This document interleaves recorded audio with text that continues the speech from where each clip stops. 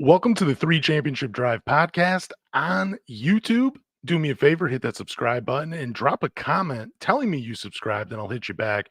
Don't forget to follow me on X at Lance Caporossi. You can see the name right here on the screen. Also, go to Spotify, Apple, Google, or wherever you get podcasts and subscribe to the Three Championship Drive podcast. And do me a favor, tell a Pistons fan. All right, the only thing I got to say about this Spurs recap is Victor Wembanyama. He looked great.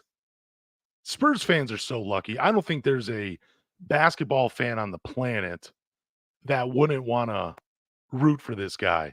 I hope he's never injured. I hope he's healthy for the entirety of his career. That's how great of a player is. He played 21 minutes tonight.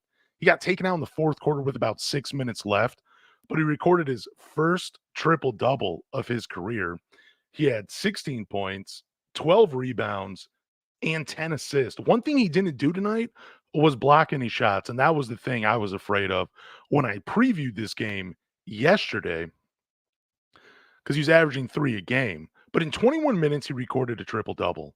8 players for the San Antonio Spurs scored 10 or more points in this game. It was a full team effort. They only turned the ball over 5 times. Everybody was getting involved. They looked like, at times, a veteran team against the Detroit Pistons. And mind you, this is one of the worst teams in the league record-wise. They were on a 5-game losing streak going into this game. And here they are putting on a masterclass against the Detroit Pistons. And man, one thing that bugged me in this game was, and I've talked about it before, the defense. They had 74 points in the paint. This isn't a team that scores in the paint like that, even though they do have Victor Wembanyama and his generational self, but they're a more perimeter-oriented team. I will say in the first quarter, the Detroit Pistons did a good job of out-muscling Victor Wembanyama and keeping him out of the paint and keeping those second chance points, those rebounds out of his hands. But it all just melted away in this game. Pistons only scored 19 points in the first quarter. Nobody was hitting shots. I think Bojan led the team after the first quarter with 5 points. Jaden Ivey, I want to say he had 3 points in the first quarter. It just wasn't good. But before we get into what's bad, I'm going to talk a little positively about the Pistons. So they didn't shoot the ball from 3 that well, going 10 for 32, which is 31%. But where they did hit 45.8% of their shots from the field. If you're rounding up, that's 46. That's a pretty good number. And a lot of their damage came from the paint, where they actually scored 62 points. Jalen Duren was feasting. There was a lot of lobs thrown to him. He had a great play where he took a rebound and went all the way down the end of the court. It was great. The Pistons also capitalized on turnovers. They scored 16 points and only limiting the Spurs to 3. But that's about as good as it got for the Pistons, because everything else was just a disaster. Now, Jaden Ivey did finish with 19 points. Most of that came in garbage time in the fourth quarter, where he had 4 shots on the night. The thing that bothered me was that when Victor Wembanyama wasn't on the floor, the Pistons weren't attacking the rim. Even though they did get 62 points in the paint, it just seemed like, I'm looking at their lack of free throw numbers at only 13. You would think that when he's not on the floor and that presence, that shadow isn't casting on them, that they would go straight at it. That Jaden Ivey would try to break the defense down, and he would try to get at the rim and get to the free throw line. You saw that a little bit in the first quarter when he was really pushing it in transition. And he did get to the rim a few times. He just wasn't hitting shots. Bojan, he had 4 turnovers in this game when he was trying to pass it out. I still don't understand the lineups. I know Sasser isn't a huge upgrade right now, but he does have those moments where he can hit some shots and run the offense. But instead, Monty elects to go with Killian Hayes. Now, he did have 12 assists. I can only tell you 1 assist that he had, and that was a lob to Jalen Duren. That was the only assist I remember from the game, and I watched it all but about 5 minutes when I was walking my dog. It just I just don't get it with this team, you know? I know that when they went into this game, both teams had losing records, and on paper, the Spurs didn't look that good, but the gap between them is just so large. I don't even think Cade Cunningham would have made a difference. I think he would have done his thing against the Spurs defense. I just don't know if it would have been enough for him to actually pull this one out because everybody struggled. Jalen Duren did finish with a double-double. We did see some things. We saw a little bit more responsibility from him on offense.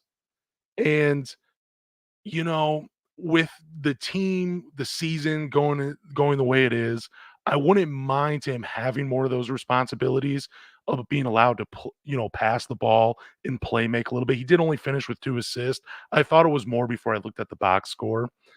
But man, I just don't know what you do. I really don't.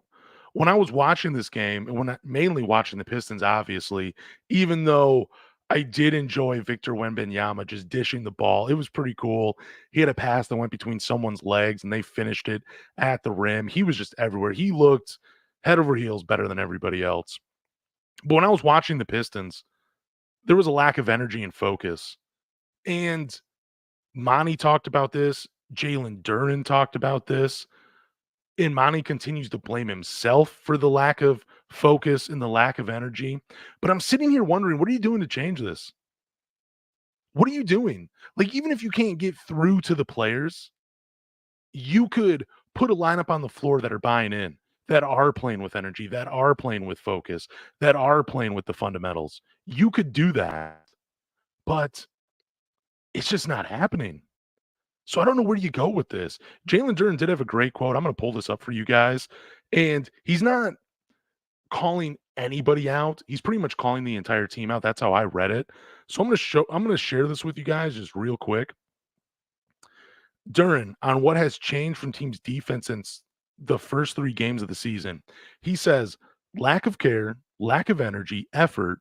We need guys to be locked in on coverages because we don't have as many guys who can turn it on offensively and win games. But with this team, with this starting lineup, even with Killian Hayes, even with Isaiah Livers, you're not getting much defense. You're not getting much defense from Jaden Ivey. You're not getting much defense from Boyan. You're getting a little defense from Duren, but even then, he has lapses on that side. And then you go with these middle school type platoon lineups where you're putting in Joe Harris now, even though I know he was hitting shots. You're playing Alex Burks. You're playing Sasha. I know you gotta have guys off the bench. You're throwing in James Wiseman in there, and the defense still isn't good. So it's costing you all the time. So even though you've been preaching defense all season long, all off season, we're not getting it. And it's these lineups. And it's the players on the team. I cannot wait for change to happen to this team. That's all I want. I want to see this team succeed. I want to see this team win. But here we are. Here we are again.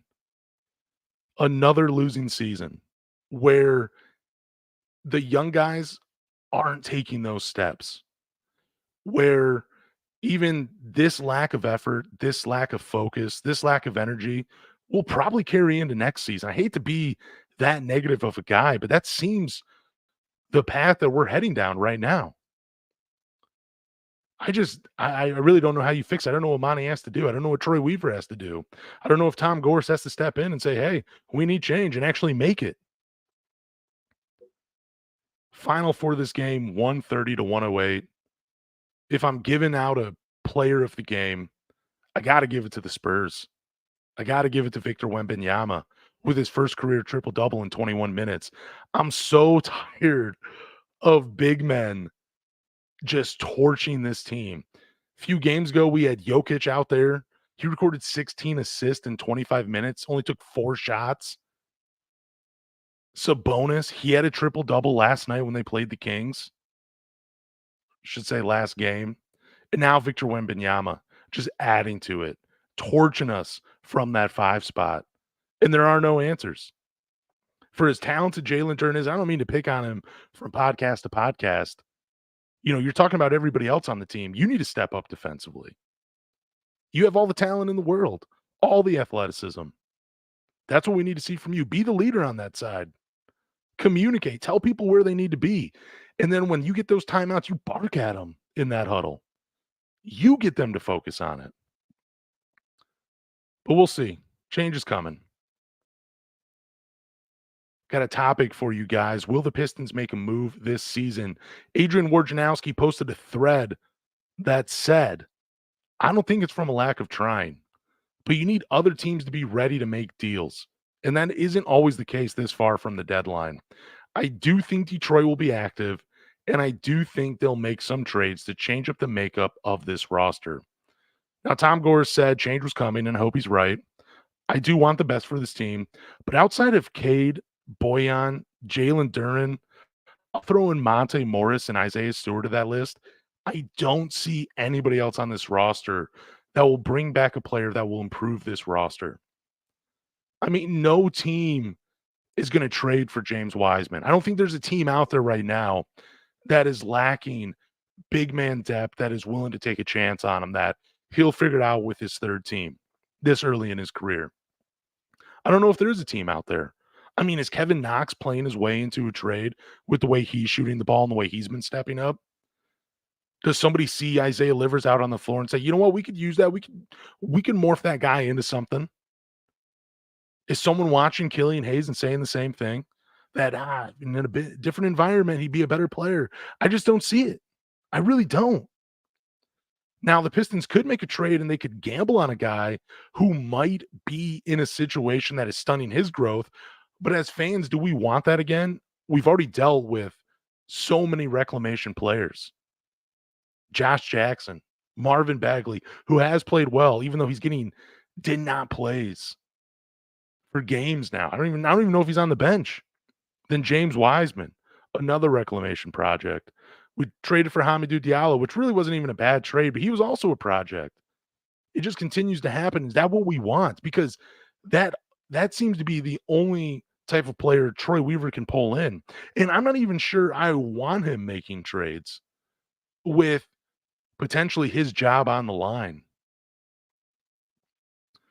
I don't want him to make desperation moves and break up a team just for the sake of it. But I do want him to do something. But when you look at this Pistons roster, outside of the names I mentioned, and you could probably even throw Jaden Ivey and Asar Thompson in there as well. Because I think if you were going to trade Jaden Ivey, a team knows it and they will buy low on him and you wouldn't get fair value, which I don't even know what it is right now because he's so hot and cold in these games. Like I said, he finished with 19 points against the Spurs, but a lot of that came in garbage time. He doesn't look like the all-star we thought he would be. So that's my next question. Do we want to trade somebody from the core? When we look at Cade, when we look at Duren, when we look at Isaiah Stewart, Jaden Ivey, and Asar Thompson, are we asking ourselves, do we want to trade them? I think most fans would say no. But then do we look at those five players and say, you know what, with a couple of moves, they could win a few more games? And I think the answer is no as well. I just don't know. Even for a guy like Royce O'Neal, I love his game. Secondary playmaker, can hit shots, play a little defense. He could help out this team, and he's a marginal player, but who are you trading for him? Who does Brooklyn want back from this roster? Even just to get a guy like that, you might have to take on a bad contract, which at this point, I'm okay with. I wouldn't blame Troy Weaver and the Pistons doing that to get a guy like that back. But then again, and I keep asking the same thing, and I'm thinking about it, who do you trade? Who would Brooklyn want? Would they take Joe Harris back? Probably not.